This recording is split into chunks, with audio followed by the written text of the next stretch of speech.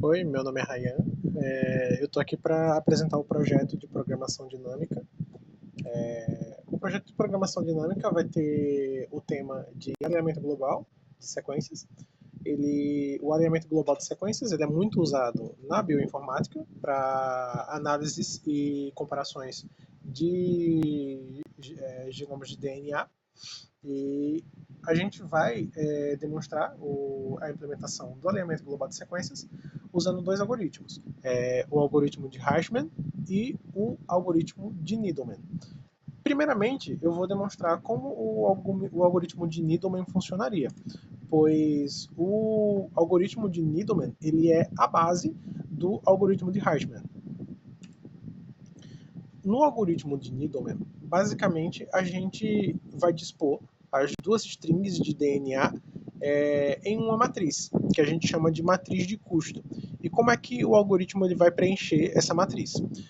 O algoritmo ele vai começar da primeira célula vazia e a matriz de custo, quando ela é construída, ela vai, além do tamanho das duas strings, ela vai ter uma coluna e uma linha a mais, que essa coluna e essa linha, ela vai ter o valor que a gente chama de valor de gap. E no canto superior esquerdo, na primeira célula, vai ter a célula de início. Como é que a gente vai preencher? A gente vai olhar para a primeira célula e vai tentar descobrir qual é o valor mínimo entre a diagonal mais o valor de substituição, o de cima mais o valor de gap e o da esquerda mais o valor de gap. Aqui na imagem que eu estou representando, os valores diferem um pouco do valor que foi escolhido pelo professor na hora de implementar, mas ele vai estar aparecendo na tela agora quais foram os valores escolhidos. Após preencher, usando aquele método de descobrir qual é o mínimo entre aquelas somas, a tabela fica mais ou menos assim.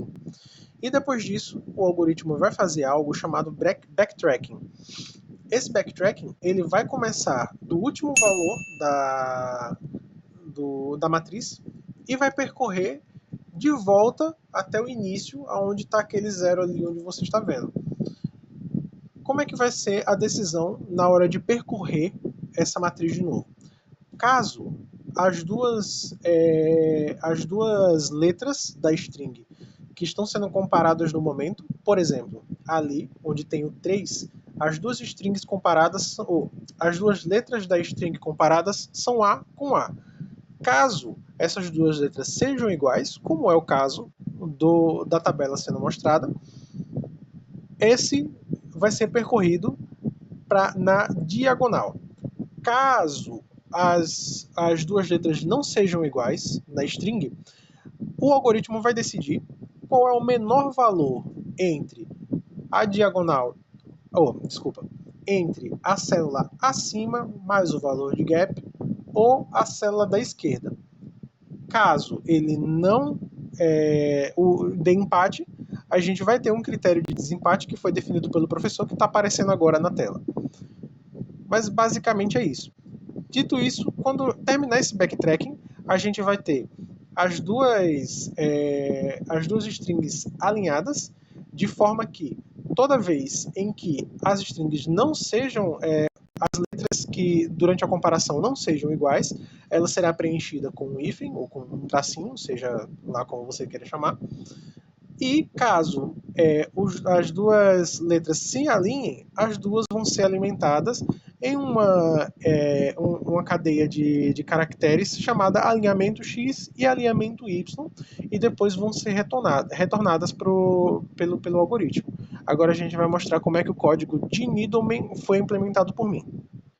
Vindo agora para o código no qual eu implementei, a gente tem aqui o famoso código Homem-Agulha, né? Que é o apelido carinhoso que eu coloquei no nosso algoritmo.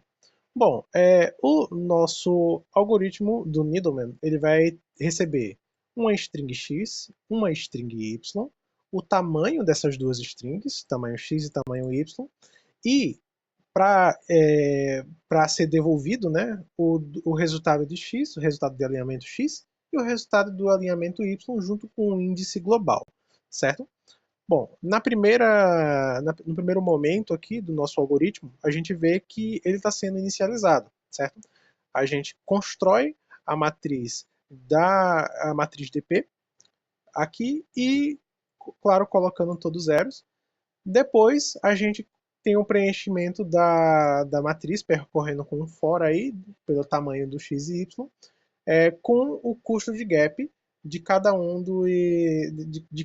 tanto da linha como da coluna, que foi demonstrado visualmente lá nos slides. Depois disso, a gente vai ter um for aqui, dois for alinhados, na verdade, que vai percorrer por toda a grade, toda a matriz de custo. Vale mencionar que, como você pode ver, todos os dois fors, tanto do I como o J, que estão percorrendo as colunas e as linhas, eles começam por um. Porque tanto a primeira linha como a primeira coluna, ela já está preenchida com os valores de gap. Ok? Bom, aqui a gente, depois disso, por cada célula que ele percorrer, ele vai calcular o valor da diagonal dele, chamando, claro, na diagonal, a função de cálculo de custo de substituição. Porque, como foi definido e como eu mostrei anteriormente, caso o caractere A e o caractere B, que são das duas strings que estão sendo comparados, forem um match, ele vai retornar um valor zero, e caso as duas letras sejam diferentes, ele vai retornar um valor 1, porque isso vai contribuir para o próximo passo do nosso algoritmo, que vai ser, claro, depois de calcular os valores da célula de cima e da célula da esquerda, juntando com o custo de gap, a gente vai decidir qual que é o menor valor entre esses três que foram captados aí pela célula vazia. Então, ele vai aqui colocar a diagonal já como padrão o melhor, e depois vai ver se esse melhor é ou da esquerda ou da célula de cima, e com o menor valor, com o melhor valor no caso, ele vai definir a célula. A célula ele vai ter esse menor valor, como foi definido antes nos slides. Bom, nessa parte do código aqui, a gente vai iniciar duas arrays temporárias para armazenar o resultado que vai ser do alinhamento do DNA X com o alinhamento do DNA Y. Aqui a gente pode ver também no I e no J, que vão ser os índices para percorrer nossa matriz, que eles vão começar com o tamanho de X e o tamanho de Y. Por quê? Lembrando como eu falei lá nos slides mostrando a matriz visualmente. Com o backtracking, ele vai começar a percorrer na última célula da matriz, certo? Aqui, nesse nosso while, a gente vai ter algumas condições que o que vai acontecer? Ele vai checar para ver de onde o valor da célula atual ele está vindo, certo? Então vamos ver aqui nas condições. Ele primeiro vai checar se o I e o J eles são maiores que zero. Por quê? Porque caso o I seja igual a zero, ou então o J seja igual a zero, é impossível que a próximo passo do nosso backtracking seja na diagonal, porque a gente já atingiu um dos limites, ou os dois limites, da nossa matriz, certo?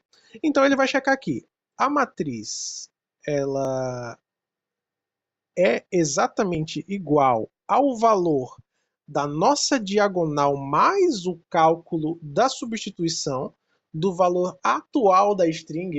Eu sei que é um pouco complicado a gente pensar nisso, mas vamos lá. A gente pega o valor diagonal, imediatamente a diagonal do nosso valor atual, e depois faz um cálculo de substituição com os valores das nossas duas strings, se eles dão match. Ou seja, basicamente a gente está vendo, será que a nossa célula atual, o valor da nossa célula atual, ele veio da nossa diagonal esquerda? Se ele veio da nossa diagonal esquerda, beleza, a gente vai pegar o valor o caractere da string que está passando agora, atual, o que é correspondente à célula da nossa matriz, a célula atual da nossa matriz, e vai armazenar ele na nossa array temporária, tanto o X como o Y, e depois a gente vai diminuir um i e o j por um valor. Porque o que isso vai fazer? Ele vai fazer com que a próxima vez que o nosso while vai percorrer, ele vai percorrer na célula imediatamente à diagonal da nossa célula atual. E os outros dois ifs, eles vão fazer exatamente a mesma coisa. O que eles vão fazer? Eles vão ver se o custo atual do nosso valor, que é onde o índice está agora, ele é igual ao valor da esquerda e, respectivamente, da direita, junto com o custo de gap que a gente tem definido lá pelo professor. Então, o que ele vai fazer? Diferentemente de se a célula fosse na diagonal, o que ele vai fazer? Em vez de ele adicionar o valor da string x e da string y que está com o índice atual, o que é correspondente à célula que a gente está na matriz agora, o que ele vai fazer? Ele vai adicionar um traçozinho, porque ele vai ser um gap ali no nosso alinhamento, certo? Mesma coisa com a esquerda e mesma coisa com a direita. Ele só vai tentar identificar de qual que é o valor atual, de onde é que ele vem. Você pode se perguntar agora, pô, e se em cima e se na esquerda der o mesmo valor? Bom, se ele der o mesmo valor, lá eu estou fazendo o código baseado no que o meu professor ele passou, certo? Então ele já definiu uma ordem certinha do que a gente vai seguir. Então na ordem que a gente vai seguir é qual? Diagonal, cima, esquerda. Pode ser para você uma, uma ordem totalmente diferente, mas foi o que o meu professor passou. Então, isso aí vai ser totalmente arbitrário para a pessoa, ou então para o alinhamento que você está fazendo aí, certo? Bom, depois desse nosso while, a gente vai ter um for aqui, e esse for, o que ele vai fazer? Ele vai pegar todas aqueles caracteres que a gente armazenou no na nossa array temporária, do tempo x e o tempo y, e vai colocar no nosso resultado x e nosso resultado y, fazendo com que a gente retorne os dois alinhamentos visualmente certinho lá, todo certinho, certo? Depois disso, a gente dá um free na matriz, porque isso aqui já retornou o que a gente precisava para fazer o homem-agulha, certo? Bom, agora a gente vai ficar com os slides do algoritmo de Hertzberg. Existe o limite de memória. Se você for um pouco atento, você já percebeu que geralmente quando a gente lida com alguma matriz onde a gente tem que percorrer ela toda, a gente vai acabar lidando com uma complexidade de tempo bem grande, certo? E especificamente na área em que eu mencionei antes, que é a área da bioinformática, a gente não vai estar lidando com strings pequenas de 5 ou 4 de tamanho. A gente vai estar lidando com strings bem grandes e isso aí vai ser proporcional ao tamanho da nossa matriz. Então o que acontece? Como exemplo aqui, o genoma humano ele possui mais de 3 bilhões de pares por base, por essa base que está aparecendo na tela. Então imagina só o tamanho da matriz que iria ficar se a gente fosse tentar resolver isso com o Needleman. Não dá, é inviável. Para você ter uma ideia, é estimado que para a gente calcular um genoma humano, a gente teria que ter basicamente 24 GB de RAM para a gente fazer o alinhamento global disso daí. Então, a gente vê que fica inviável. Então, daí surge a necessidade de mais um algoritmo, que é o algoritmo de Hirschman. Então, a gente vai partir para o código agora. Aqui no algoritmo de Hirschman, a gente basicamente tem as mesmas entradas que o algoritmo de Needleman. O que a gente vai ter aqui? Caso o tamanho das nossas strings forem igual a zero, então, infelizmente, a gente, com uma string vazia, a gente sempre vai retornar no nosso resultado, no nosso alinhamento, um tracinho só, porque não tem o que alinhar. A gente não tem o que alinhar com a string y se a gente não tem string, basicamente. Caso ele for de tamanho 1, a gente pode dar esse problema para resolver para o nosso homem-agulha. Porque, como eu disse, o tamanho, a complexidade, ela só aumenta caso sejam duas strings enormes, né? Mas nesse caso aqui, como é uma só, e ele vai ser o nosso caso base do nosso algoritmo recursivo, que é o Hirschberg. Bom, basicamente o que a gente vai fazer aqui? A gente vai definir no meio do nosso.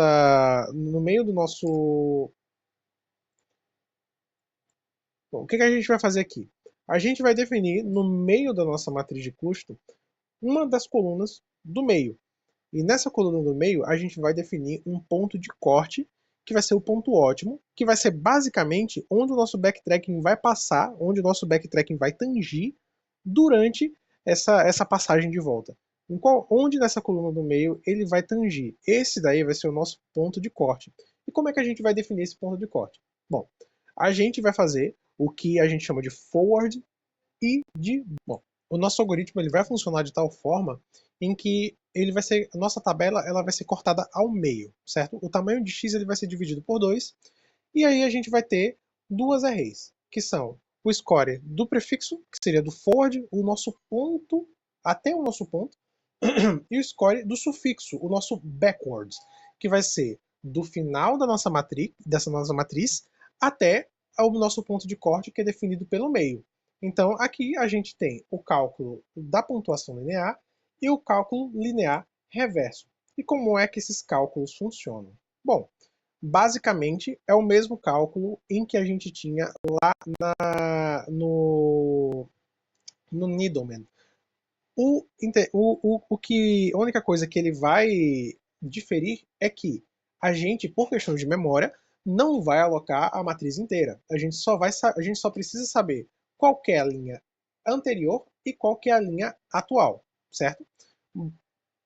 Bom, aqui a gente vai preencher as linhas da esquerda, lembra lá na figura que eu apresentei. Na primeira coluna, ele sempre vai estar com os valores de custo de gap. Bom, depois disso, a gente vai passar por essa, entre aspas, matriz da esquerda para a direita, de cima para baixo, usando o mesmo critério de pontuação, usando o mesmo critério de pontuação do Needleman, que é o custo diagonal, vai ser a linha a célula A diagonal, junto com o cálculo de substituição. Qual é o cálculo de substituição? Caso os caracteres correspondentes àquela célula forem um match, ele vai ficar com a pontuação 0. Caso não, pontuação 1. Mesma coisa, custo de cima vai ser a linha anterior com gap e o custo da esquerda, linha atual, só que para cima, com custo de gap. Então a gente decide qual é o melhor custo e a gente devolve essa string com o nosso custo. E isso vai acontecer também de forma reversa. Porque aqui vai ter a linear, aqui vai ter a reversa. Esses dois custos vão ser comparados e vão ser somados. Lembrando que o resultado desse cálculo de score, tanto do forward como do back, ele vai ser armazenado nessa array aqui, que são os de score do prefixo e o score do sufixo. Juntando esses dois, a gente vai ter um score só, que vai ser o custo mínimo. E junto com o custo mínimo, a gente vai ter o custo total, que esse custo ele vai definir qual é o ponto de corte, que lembra que eu falei que vai ter uma coluna no meio onde o ponto vai ser tangenciado pelo caminho que o backward vai fazer, certo? Então, por que a gente vai estar fazendo tudo isso? A gente faz tudo isso como uma maneira de a gente não precisar armazenar toda a matriz na memória. A gente só computa ela, a gente só basicamente, para cada vez que a gente tenta fazer o cálculo do score usando o forward e o backward, a gente só tem na memória duas linhas. Para tanto para o forward como para o backward, a gente vai ter duas linhas. Bom, a gente sabendo agora o ponto de corte, o que a gente vai fazer? A gente vai rerodar o algoritmo do Ricberg fazendo o seguinte: a gente vai pegar, a partir do ponto de corte, a matriz da esquerda até o ponto de corte vai fazer o algoritmo de Hertzberg e o algoritmo do ponto de corte até o final da matriz vai passar pelo algoritmo de Hertzberg. E aí você já deve sacar o que é que vai acontecer. A gente fazendo isso repetidas vezes, a gente vai acabar caindo em um dos dois casos de base, que é ou o tamanho da string ela ser zero, o que vai trazer um gap, vai colocar um gap no nosso alinhamento, e a gente vai trazer aqui o homem-agulha, que vai fazer o alinhamento lá somente com dois caracteres só. Com dois caracteres. Que vai fazer com a string do tamanho de 1 e vai ser muito mais fácil do Needleman fazer computar essa string do tamanho bem pequenininho. E é assim que o algoritmo de Hirschberg funciona. Bom, o professor deixou algumas questões para serem respondidas. Uma delas é explicar por que a função backward é necessária para encontrar o ponto de corte ótimo Q na coluna central. Bom, tanto forward quanto backward, ele basicamente são algumas perguntas que são: qual é o custo para eu sair do início da matriz até a coluna central? E o backward, ele é: qual é o custo para eu sair do final da matriz até a nossa coluna central. Então, basicamente, a função backward ela é necessária porque caso só o forward ele fosse calculado, a gente só teria metade do custo necessário para tentar descobrir qual é o ponto de corte na coluna. Então, é por isso que o backward ele é necessário para que o ponto de corte Q ótimo seja encontrado na coluna central. Bom, a segunda pergunta é sobre a complexidade de espaço de Heisenberg e por que que, apesar de ele ser recursivo, ele ainda só gasta O de M mais N. Bom, como você viu na execução do algoritmo, ele não guarda a matriz inteira, ele só percorre as matrizes correspondentes, as linhas correspondentes às duas strings, o que significa que ele só guarda mesmo as duas strings, os dois pedaços de DNA, eles são as únicas coisas que ele guarda. Vale lembrar também que, apesar de ele estar sendo chamando tá fazendo chamadas recursivas, duas chamadas recursivas, que estão descritas no código, elas não coexistem simultaneamente e elas sempre reusam o mesmo vetor para percorrer. Então, ele acaba não usando a matriz inteira, o que acaba tendo essa redução drástica na complexidade de espaço. Bom, a complexidade do tempo ela permanece O de M de N, porque apesar de a matriz ela não ser guardada na memória, como foi dito na complexidade de espaço, cada célula durante o forward e durante o backward ainda ela é processada uma vez, uma vez cada. Cada célula ela é processada no mínimo uma vez. Então, por isso que a complexidade do tempo ainda é O de M vezes N, apesar da recursão. Agora o professor colocou uma questão que é a questão para perguntando se eu utilizei auxílio de inteligência artificial. Sim, eu utilizei o Gemini tanto para explicar como que os dois algoritmos funcionam e também para a questão de debug. Eu usei somente o Google Gemini para a questão de debug do código.